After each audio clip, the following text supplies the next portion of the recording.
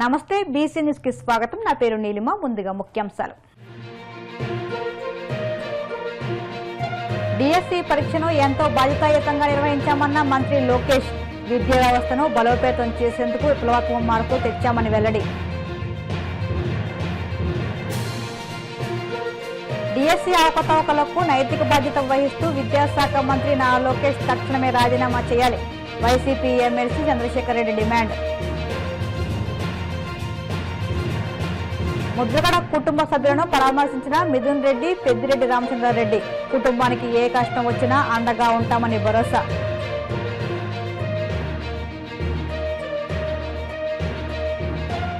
అమలాపురం 5వ వార్డులో ఉత్సాహంగా ఇంటింటికి టీడీపీ కార్యక్రమం.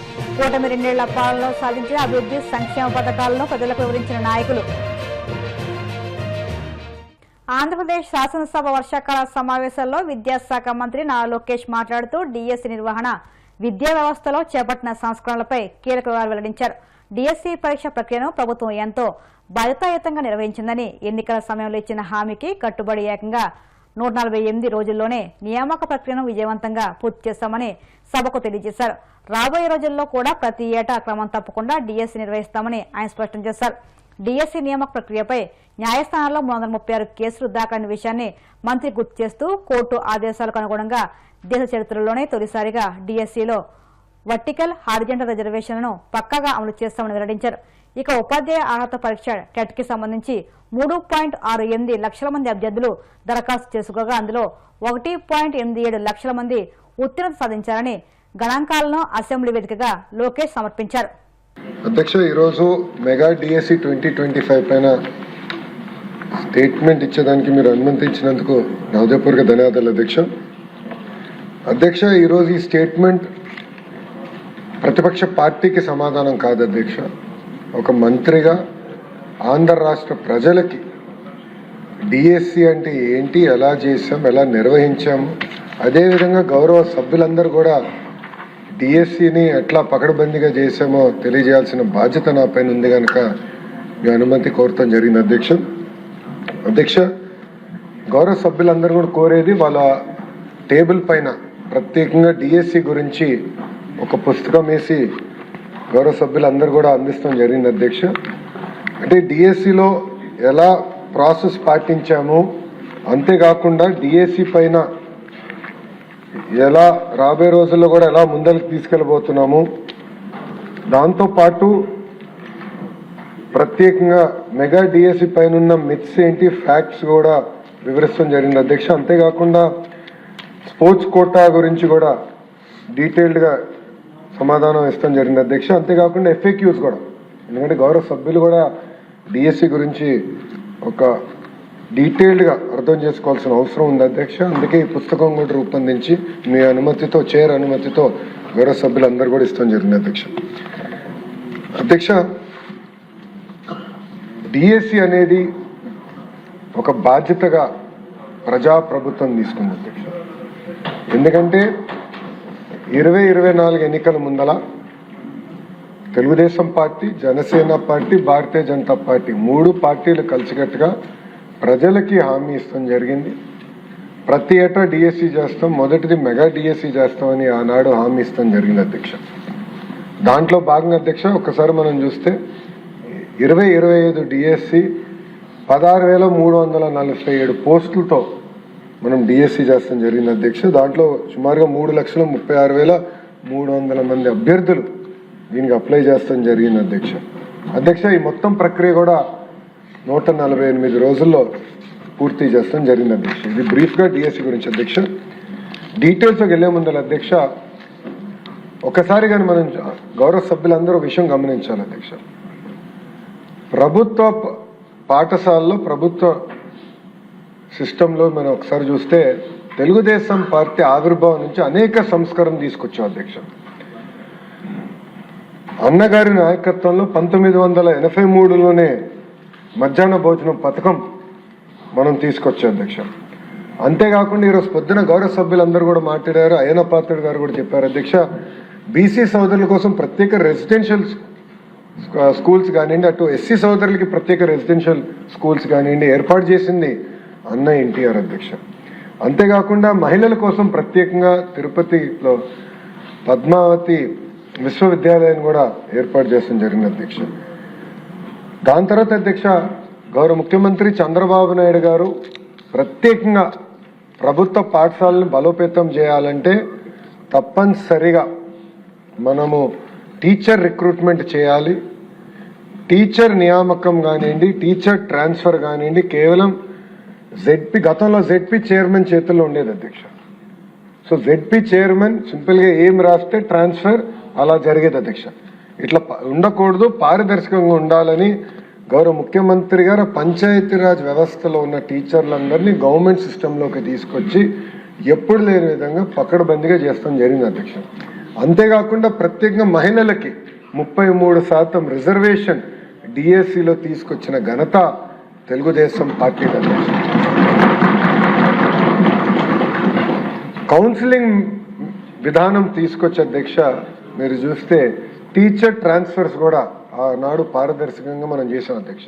రాష్ట్రంలో కూటమి ప్రభుత్వ హయాంలో ప్రజాస్వామ్య విలువలు మంటగలిసి ఆటవిక పాలన సాగుతుందని వైసీపీ ఎమ్మెల్సీ చంద్రశేఖర్ రెడ్డి మండిపడ్డారు. రాష్ట్రంలో ప్రశ్నించే మహిళలు, ఉద్యోగులు, ఉపాధ్యాయులు ప్రతిపక్ష నేతలపై అక్రమ కేసులు బనాయిస్తూ నిర్బంధ పాలన కొనసాగిస్తున్నారని ధ్వజమెత్తారు. డిఎస్సీలు జరిగిన అవకతవకలపై 3 లక్షల మంది అభ్యర్థుల గొంతుకగా వైసీపీ పోరాడుతున్నారు. ఒక్కో డిఎస్సీ ఉద్యోగాన్ని 13 లక్షల నుంచి 15 లక్షలకు అమ్ముకున్నారని, క్వశ్చన్ పేపర్ లీకేజీతో పాటు జీవో 4, జీవో 47 వంటి దొంగ జీవోలు తెచ్చి అక్రమాలకు పాల్పడ్డారని ఆరోపించారు.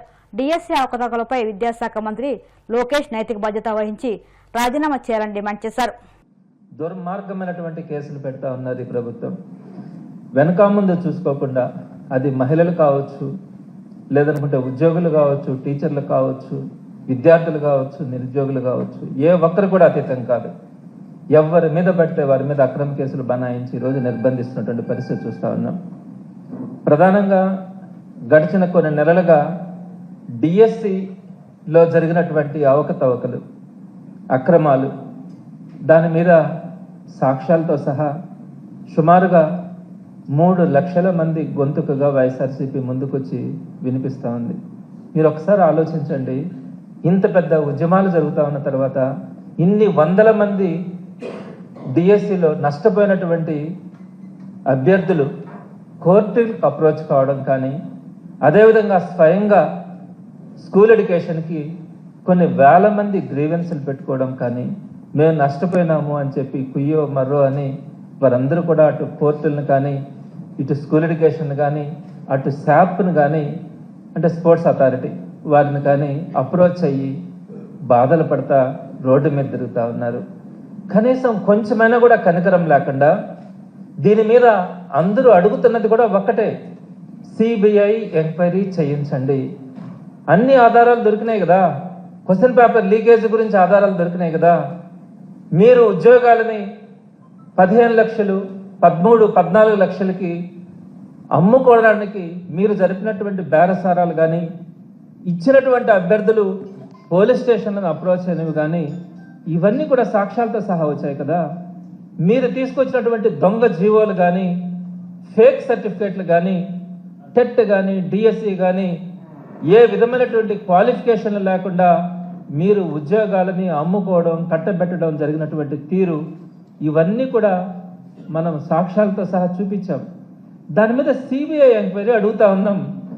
మీరు ఎందుకు ఈ సిబిఐ ఎంక్వైరీని తప్పించుకోవడానికి, ఈ సిబిఐ ఎంక్వైరీని లేకుండా చంద్రబాబు నాయుడు గారి కొడుకు మీద ఈ సిబిఐ ఎంక్వైరీ జరగకుండా మీరు ఎన్ని దుర్మార్గమైనటువంటి చర్యలకు పాల్పడుతూ ఉన్నారన్నది అర్థమవుతుంది. మొట్టమొదటిగా మాట్లాడుతున్నటువంటి మా మీద 175 నియోజకవర్గాలలో ఉన్నటువంటి ఇన్ఛార్జీల మీద, కార్యకర్తలు, నాయకుల మీద ఒకే రోజు మీరు బనాయించినటువంటి అక్రమ కేసులు, ఒక్కొక్కరి మీద నా మీదైతే సుమారుగా 4-5 కేసులు నమోదు చేసినారు. అలా అందరి మీద కేసులు పెట్టడం. రెండో పాయింట్కి వచ్చేటప్పటికి దుర్మార్గంగా ప్రభుత్వంలో ఉన్నటువంటి టీచర్స్ని వారికి ఉన్నటువంటి బాధల్ని చెప్పుకోవడానికి కేంద్ర విద్యాశాఖ మంత్రిని కలవడానికి వారు ప్రయత్నిస్తే, వారికి కూడా డిఎస్సి మరక అంటించి వారిని ఎలాంటి నోటీసులు లేకుండా వారిని ఏకంగా సస్పెండ్ చేసేయడం, నోటీస్ కానీ ఎక్స్ప్లెనేషన్స్ కానీ లేకుండా సస్పెండ్ చేయడం. మూడోది, టీచర్స్ ఏదైతే 2025లో సెలెక్ట్ అయినటువంటి టీచర్స్ ఉన్నారో వారిని బలవంతంగా ఎంఈఓల ద్వారా వారందరికీ కూడా ట్రాన్స్పోర్టేషన్, ఫుడ్, అకామిడేషన్స్ ఏర్పాటు చేస్తామని చెప్పి బలవంతంగా చేసి వారిని రోడ్డు మీదకి తీసుకొని వచ్చి పొలిటికల్ ధర్నాలు చేయించడం గవర్నమెంట్ టీచర్స్ చేత. వారి బాధలు చెప్పుకోవడానికి టీచర్స్ వస్తే సస్పెండ్ చేసినారు. మీరు మీ మీద సిబిఐ ఎంక్వైరీని తప్పించుకోవడానికి మీరు గవర్నమెంట్ ఉద్యోగుల దగ్గర ధర్నాలు ఈరోజు ప్రతి జిల్లాలో కూడా చేయించినటువంటి పరిస్థితి. అదేవిధంగా ఈ డిఎస్సిని కప్పిపించుకోవడానికి ఏపీపీఎస్సి గ్రూప్ 1 సంబంధించి 2023లో జరిగినటువంటి రిక్రూట్మెంట్ గురించి ఈరోజు మీరు డైవర్షన్లో భాగంగా మీరు దాంట్లో అక్రమాలు జరిగినాయి, ఏదో జరిగిందని చెప్పి ఈరోజు మీరు తీసుకున్నటువంటి తీరు. మాజీ మంత్రి వైసీపీ నేత ముద్రగడ పద్మనాభం కుటుంబ సభ్యులను ఎంపీ మిథున్ రెడ్డి, మాజీ మంత్రి పెద్దిరెడ్డి రామచంద్ర రెడ్డి పరామర్శించారు. ముద్రగడ పద్మనాభం చిత్రపటానికి పూలమాలలు వేసి నివాళులర్పించిన వారు ఆయన కుటుంబ సభ్యులకు తమ ప్రగాఢ సానుభూతిని తెలిపారు. ముద్రగడ సతీమణి పద్మావతి, కుమారులు బాలు, గిరిలను పరామర్శించి ధైర్యం చెప్పారు. కుటుంబానికి ఏ కష్టం వచ్చినా అండగా ఉంటామని భరోసా ఇచ్చారు. ముద్రగడ కుటుంబాన్ని పరామర్శించిన వారిలో తోట నరసింహం, కురసాల కన్నబాబు, దాడిశెట్టి రాజా, మాజీ ఎంపీ వంగ గీత, మాజీ ఎమ్మెల్యేలు ద్వారంపూడి చంద్రశేఖర్ రెడ్డి, జక్కంపూడి రాజా తదితరులు ఉన్నారు. వారి కుటుంబానికే కాదు, వారి మిత్రులందరికీ కూడా చాలా తీరని లోటు. ఆ క్రమంలోనే నేను కూడా వారితో శాసనసభ్యుడిగా, వారి మంత్రిగా ఉన్నప్పుడు మరి వారితో చాలా దగ్గర సంబంధాలు ఉండేటివి.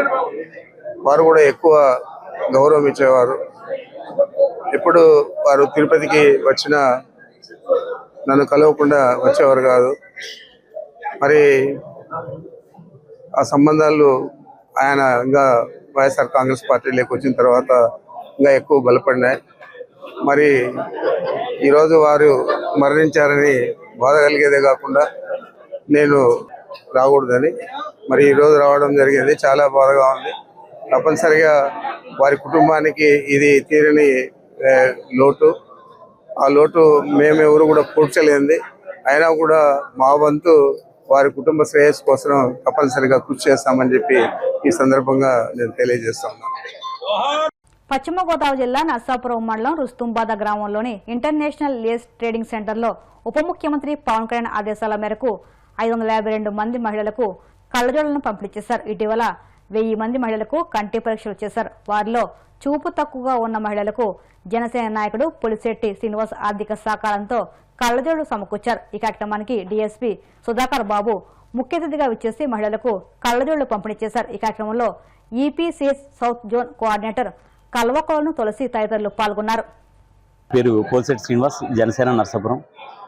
ఆంధ్రప్రదేశ్ ఉప ముఖ్యమంత్రి వర్యులు శ్రీ కొణిదెల పవన్ కళ్యాణ్ గారి ఆదేశానుసారం ఆగస్టు 9వ తారీఖున మేము సుమారుగా 750 మందికి లేసు, చేనేత, హస్తకళా కార్మికులకి ఈ కంటి పరీక్షలు చేయించడం జరిగింది. సో దీనికి డాక్టర్ జీవి శివప్రసాద్ గారు, care hospitals head of the department ఆప్థల్మాలజీ, ఆయన సహకరించారు. ఆయనతో పాటుగా మనకి శ్రీకరణ్ కంటి ఆసుపత్రి వారి కాకినాడ, అదేవిధంగా సంక్రాంతి ఫౌండేషన్ చంద్రశేఖర్ గారు సహకరించడం జరిగింది. సో వారందరి సహకారంతో పాటుగా మనకి నర్సాపురంలో ఐఎల్టీసీ ప్రాంగణం, మన ఈపీసీహెచ్ ఇంటర్నేషనల్ లేస్ ట్రేడ్ సెంటర్ వాళ్ళ ప్రాంగణంలో ఇది జరగడానికి వాళ్ళు సహకరించారు. మా స్థానిక ఎమ్మెల్యే నాయకర్ గారు, అలాగే హస్తకళ చైర్మన్ హరిప్రసాద్ గారు, సుబ్బారెడ్డి గారు, వీళ్ళందరి చేతుల మీదుగా 9వ తారీఖున అంగరంగ వైభవంగా సుమారు 750 మందికి మనం పరీక్షలు చేయించడం జరిగింది. ఒక కార్పొరేట్ స్థాయిలో మొత్తం అంత ఎక్విప్మెంట్ తోటి రావడం, డాక్టర్లు రావడం, అందరికీ పరీక్షలు చేయడం చేశారు. చేసిన వాటిలో ఒక 552 మందికి వాళ్ళు కళ్ళద్దాలు పడతాయని చెప్పేసి నిర్ధారించారు. అదేవిధంగా 40 మందికి శుక్లాలు ఉన్నాయని చెప్పేసి గుర్తించారు. ఆ 40 మంది శుక్లాలు గుర్తించిన వాళ్ళలో కూడా ఒక 15 మందికి మనం ఆల్రెడీ ఆపరేషన్ చేయించి ఇంటికి సురక్షితంగా పంపించడం జరిగింది. ఈరోజు 552 మందికి కూడా మనం కళ్ళద్దాలు పంపిణీ చేస్తున్నాం. సో ఇంతటి అవకాశం ఇచ్చిన ప్రతి ఒక్కరికి కూడా నా హృదయపూర్వక ధన్యవాదాలు తెలియజేసుకుంటున్నాను. ఎందుకంటే ఎవరికో కానీ ఇలాంటి మంచి ఆలోచనలు రావు. దాన్ని ఇంత త్వరగా ఆచరించడం కూడా జరగదు. ఆయన మంచి వ్యక్తి కాబట్టి కళ్యాణ్ గారు మా వెంటనే ఆయన స్పందించడం, మేమందరం కూడా ఆయనకి హనుమంతుల్లాగా మేము కూడా సాయం చేయగలుగుతున్నాం. సో ఈ కార్యక్రమం ఇంత ఘనంగా జరగడానికి సహకరించిన ప్రతి ఒక్కరికి కూడా నా హృదయపూర్వక ధన్యవాదాలు తెలియజేసుకుంటున్నాను. Thank you. ఇప్పుడు కాసేపు ప్రకటనలు.